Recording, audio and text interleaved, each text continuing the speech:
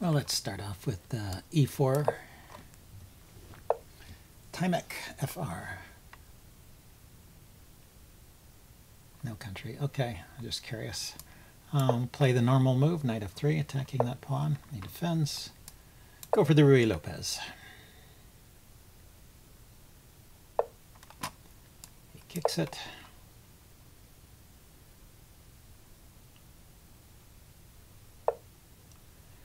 And then attacks the pawn. That's a normal line. I was a little bit confused for a second because people have been playing all kinds of oddball lines. You know, this is, I think, a respectable way to play with the bishop deployment here. I play that myself, although I usually play B. I play B5 first, kicking the bishop back, and then I play bishop to C5. So, I'm going to play with C3 here, but first I have to check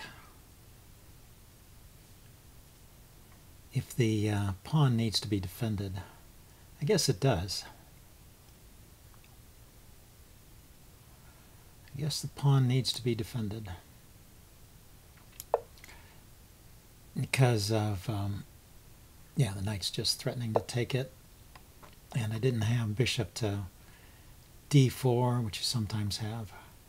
He could still try something like knight to, he could have, in the previous position, he could have tried knight to G4 there, hitting my F2 square. Would have been interesting. I might have played rook to E2. But here, if he plays knight G4, then I can just push the D-pawn forward, which is something I want to do anyway. Can I play D4 right now? That's the question. D4, pawn takes, and then this bishop has to move. The pawn is defended twice and attacked twice.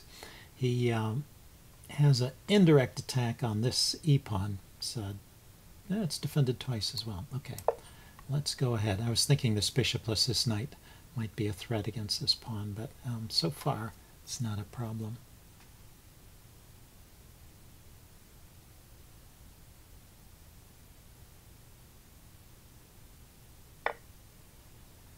And yeah, at that point when I played rook e1, it's never clear entirely if that pawn needs to be defended. Maybe we can check that out in a post-mortem. Maybe I could have continued to leave it undefended. So just knight c3 here, I think. Keeps the rook and the bishop defending the e-pawn, so that should be fine. And the queen and the knight are defending the d-pawn. So I've got a big center, and black has active pieces, so I think this is all okay the way that black has been playing. Probably I will develop my bishop to f4. If he moves this knight with tempo, where can it go? It can go to here, threatening to come into c4, which could be a little bit annoying. Or I could come back here. Anyway, if he moves that knight, then I'll have to defend the e-pawn, but I could push it forward to e5 the way things stand now. So let's go ahead and develop the bishop. Not worrying this time about knight to h4, so he could play knight h4 and drop the bishop back, and he gains the bishop pair by taking on g3. Yeah, so sometimes you want to play h3 to avoid that, but in this case I don't think it's a problem.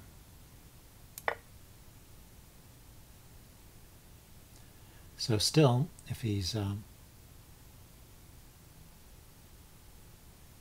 looking for tricky moves with the knight, I don't see any, and I think in most cases I can just play e5 when that knight moves. Yeah, so he goes there, and it's looking at that c4 square, which is good. But let's go ahead and push. Or not. You know, the problem is when I push, his knight is going to come to d4, and it's going to hit my c-pawn, which will be kind of annoying. So maybe I really should just defend my pawn. So what's the best defense? Knight back to Knight back to d2.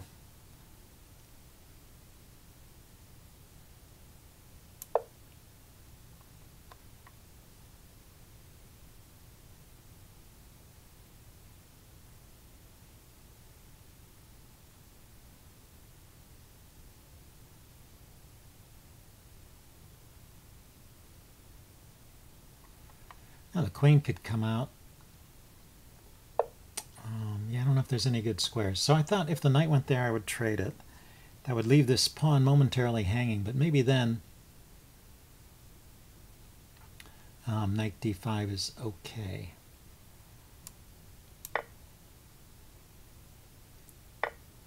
Let's see, so I play e5, he goes knight d5, attacks the bishop and the pawn.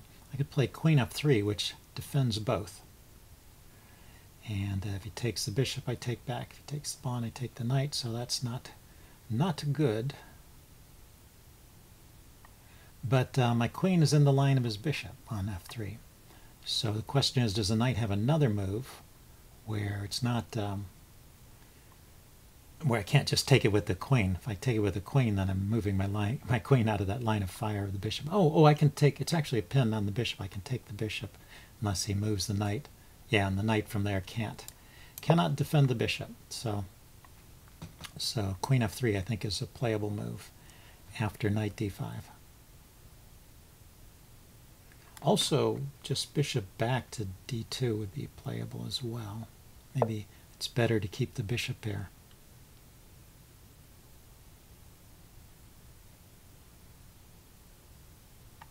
Queen f3, he just takes, I take. And the queen is looking at the... yeah, I think I'm going to keep the bishop on.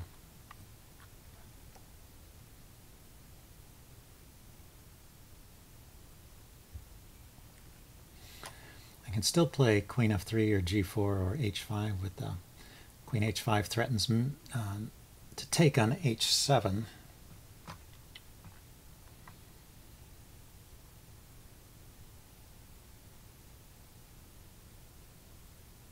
It doesn't look like there's any sacrifices that work. Bishop takes, king takes, queen takes. The king can just go back, and I don't see any follow through. I don't have that knight hopping into g5 or anything clever. So it looks like now black is going to have to search for a plan. I still think these bishops give white pretty good pressure against the king side. So I guess I like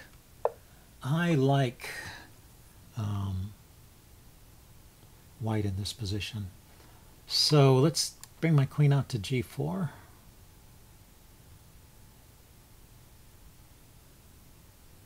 His idea may be to play knight to g3. I'm not sure. He never played d6, so he didn't really do anything that prevented me from pushing my pawns forward. And I think he does need to do something about the various threats on his king side. Yeah, so knight there. So how about, can't play h4 immediately because the queen and the knight are coordinating. But I could play g3 and then h4, threaten h5. Let's first poke his bishop and get the rook to an open file. Maybe I should attack that c-pawn. It's another idea.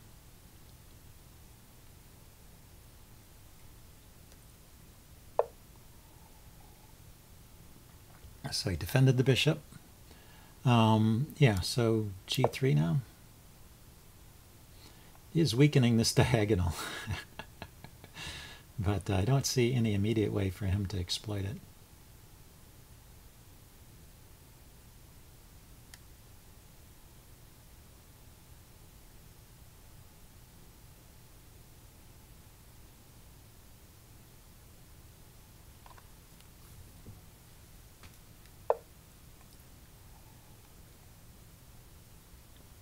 Okay, that's an interesting move. If he takes and I take back, he's got a passed pawn, but it's not so easy to defend with another pawn, so it'll be kind of isolated. And I also have this pretty quick play with g4, so I'm going to ignore that for one move.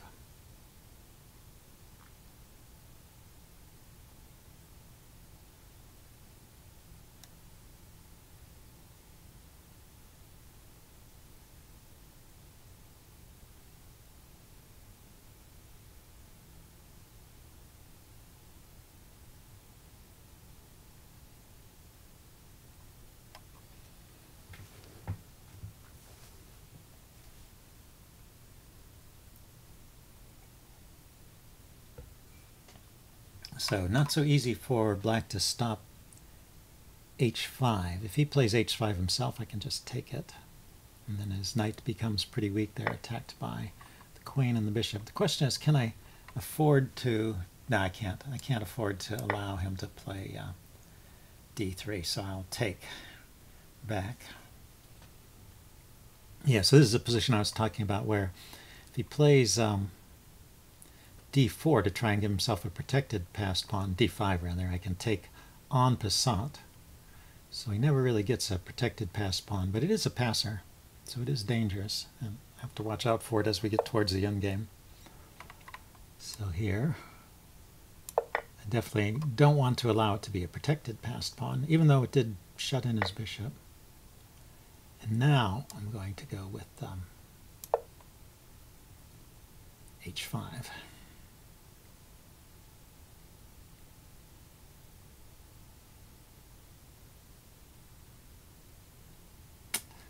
You know, I should have taken the rook first. Rook takes, check, rook takes, and rook takes bishop. He is probably just winning. I just had this idea in mind. I didn't pay attention to the back rank problem that white has. So he can get out of it by taking there first. Yeah, that gets rid of that one tactic, and then now he can move the knight. He also could have just moved the knight back to e7, which is probably where he's going to have to move it anyway. He doesn't want to move it, huh? So now there's a check here that looks pretty good.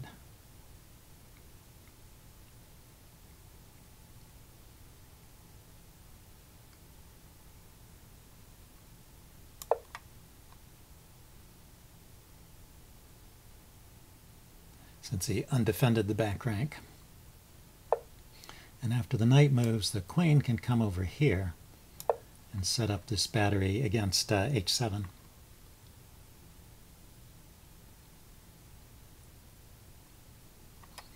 Let's see, my bishop is even guarding the b1 square, so his rook can't check me, his queen can't check me. I think this is pretty good. And and the knight is pinned, so queen to h7 is mate. So I guess he has to play. Well, he can play f5 because it's supported by the bishop.